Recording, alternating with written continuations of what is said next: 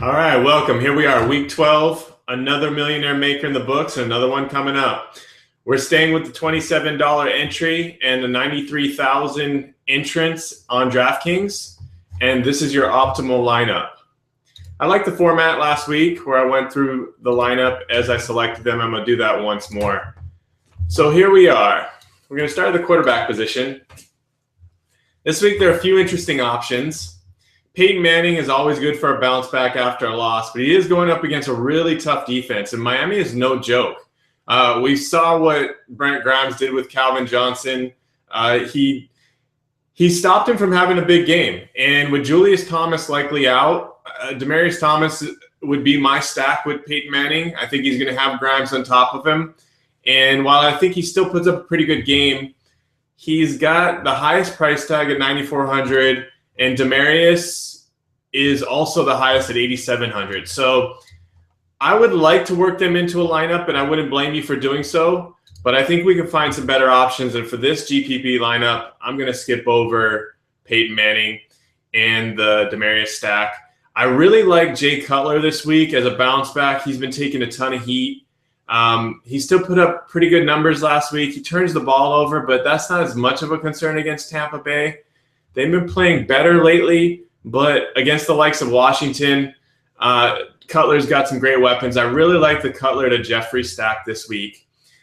And then lastly, before I get to my pick, I love Tannehill. He's been really efficient, a great touchdown to interception ratio. They are playing against Denver, so you know Denver's going to put up some points. They're going to have to throw. Miller's been banged up a bit. I really like the Tannehill to either Landry or the Wallace stack with Charles Clay out. However, I'm actually going without a stack on the quarterback to wide receiver on this lineup, and I'm selecting Andrew Luck. He's got some weapons that are down. He had a rough go of it last week. Their team as a whole didn't play well, but I look for a big bounce back against Jacksonville. They're at home. Jacksonville's definitely been playing better. But Andrew Luck is the man, and I don't really care what kind of weapons he has around him. He's going to put up numbers, and I look for a big bounce back at the quarterback position. With that said, I'm also going to play some lineups with some of those other guys like the Cutler and the Tannehill stack. All right, moving on to running back. Of the top tiers this week, if Arian Foster plays, I love him, but I don't know if he's going to play. It doesn't look like he is, so keep an eye out on that. If Foster doesn't play, out of the elite running backs, I like Murray this week going up against the Giants, one of the worst rush defenses. They're going to put up points. Romo's still a bit banged up. They're still leaning heavy on Murray. He had a bit of a concussion last week, but he went back in the game and played. So it looks like he's good to go. If you can work him in, which I can't on this lineup, I really like the Murray selection. Moving on down, the Lynch is a really interesting pick because Arizona's so tough against the run, but with Seattle coming back with their center, coming back with their guard, they've looked like a different team on the ground the last few games, and the last two games actually. And Marshawn Lynch has been killing it. He's getting his 20-plus carries. They finally went back to the formula that works there, and I could see Lynch as a good bit of a contrarian play there in this GPP. So wouldn't blame you for going Lynch, but I'm actually going down a bit further. I see heavy value in Alfred Blue. So this is totally contingent on Foster being out. But if he is out, you know what Houston does. They run the ball, and Blue tore it up last week. He's going to do the same against Cincinnati if it gives him a shot, and he's at a reasonable price. So definitely working Alfred Blue in there. For my next pick, I see a lot of value down low. Trey Mason still isn't getting the love he deserves. At $4,200, I think he's a steal. Okay, Trey Mason has been putting up points. He's getting his rush attempts. Last week, he had 29. He might not get that, but every week he's putting up 20 attempts. He's getting up near 100 yards. He's getting his one touchdown, and he's been playing some tough defenses. He's been playing against San Francisco and Arizona and Broncos. I mean, he's been putting up some good numbers against tough defenses. And against Seattle, I'm rolling with him.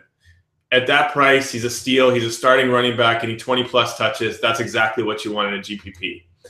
Lastly, I'm going with the Trent Richardson break your heart play every week, but this week he's the man. Okay, Bradshaw's out. He's going to get his touches. Jacksonville has been a better team against the run lately. They've been a better defense overall. But in the red zone, no other back had more touches than Ahmad Bradshaw. Richardson's going to get those touches. He had a terrible week last week, so hopefully that scares some people away and gives you a bit of a contrarian play. But at 4,900, I really like that play. I look for him to bounce back. It's the highest over-under of the week, 50.5. So I think Andrew Luck is going to get his, and Trent Richardson is going to get his. And we might even see a pass play to Richardson that goes for a touchdown, which would work well in that stack. Okay, at the wide receiver position, once again, a ton of value in the middle range. As always, Torrey Smith gets no love. This guy is seriously the number one receiver on the Baltimore Ravens. He's going up against the New Orleans Saints, which are a terrible pass defense, 5,400. He's always going to put in some value for you there. But I'm actually going a bit lower. Keenan Allen, okay, 4,900. He's going up against a pretty bad pass defense in St. Louis. They do have a rush that's coming back alive, but Allen loves these under routes, short crossing routes that they're not going to be able to stop. And at 4,900, he's getting an average of over 10 targets the last 4 games. While he hasn't put up a touchdown in a while, he's going to get one this week, and he's going to get those PPR points for you. I love the value there. All right, going back to that Jacksonville-Indianapolis game, Allen Robinson is out. And so that means that Allen Hurns and Cecil Shorts are your options there. And they're in the highest over-under. They're going to have to pass. So I really like the Hurns option. He's been the one that's been getting the touchdowns. Every time he plays and he starts, he puts up quality fantasy points. Now, Indianapolis does have a solid shutdown corner in Vontae Davis. I think he's going to pull Cecil Shorts, and I think Hurns is going to run wild. He's a big play option, GPP, with a great salary that opens up some other options. My last wide receiver position, I'm going back to my team, the Atlanta Falcons. I think Hayden's going to cover Julio Jones, and that's going to leave Roddy White open to take advantage. Lately, Roddy's been putting up similar points to Julio at a much lower price point, and he looks a lot more healthy. Ryan plays better at home. He's going to look for White. I see him getting a touchdown, potentially 80 to 100 yards. I like the play there. Now, Josh Gordon is a really intriguing play. Atlanta is awful on both sides, on both the pass and the rush. And Josh Gordon, as we know, he's the man. But he's coming into his first game. You don't know what his snap count's going to be. Atlanta's made a big deal about how they're going to guard Gordon. They're going to flank him with Trufant at all times. He's going to mirror him, and they're going to have a safety over the top. So I think he's going to be a monster play this week. I think he's going to have 20 to 30% ownership, and that opens the door for a contrarian play. I wouldn't blame you if you have him in there. I'm going to have some coverage, but if he flops, or if the touchdowns go to the running backs, as Cleveland has been dedicated to the run, they've got one of the best offensive lines. Gordon could not put up some numbers, and that could serve you well. So he's a toss-up. To me, he's a 50-50 player. I'll definitely have him, but in this lineup, he didn't make it in. At the tight end position, I'm going with Gronk. Can't go wrong there.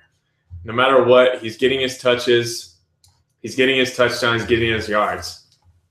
Detroit is amazing against the run. So they're going to stop the run, and Gronk's going to get his. Okay, we saw what happened with Jimmy Graham last week. He didn't show up. He's got a similar salary. Julius Thomas is questionable. The other player I really like here is Coby Fleener. With Allen out, last time they faced Jacksonville, both Allen and Fleener had a touchdown. I can definitely see Fleener getting some red zone touches and some looks. But in this case, I've got Andrew Luck. I've got T-Rich. I'm counting on them taking the touchdowns, and I wanted to get Gronk in the game. So lastly, at the defensive position, once again, a few nice options here this week. Look, the Browns are a solid pick. Anyone against Atlanta, you're going to get some points. You're going to get some turnovers. But I like the Niners this week. They've been strong lately. With Aldon Smith, they're a different team. He pressures the quarterback. We saw Tampa Bay get some nice points up against them last week. They fit the mold of what we're looking for, which is a defense at home, a defense that is favored, and Washington's going to have to come from behind and throw the ball. And with a ton of interceptions last week, I see 49ers running one back or getting a sack fumble on RG3. I really like the 49er play this week. So you see we have $300 left over. If you wanted, you could do the Gordon play instead of Roddy White and fit that in. And that would be a solid play. Like I said, I'm sticking with White because I know what I'm going to get. I like the value there. Gordon's a bit of a question mark, but it opens the door for something big. So I wouldn't fault you for doing that. So that's the lineup this week. Wish you the best. Go out there and win $1 million. We're going to have some big news on Fantasy Football Money League soon. Stay tuned next week. You're going to be happy with what you see. So good luck, Fantasy Football Money League.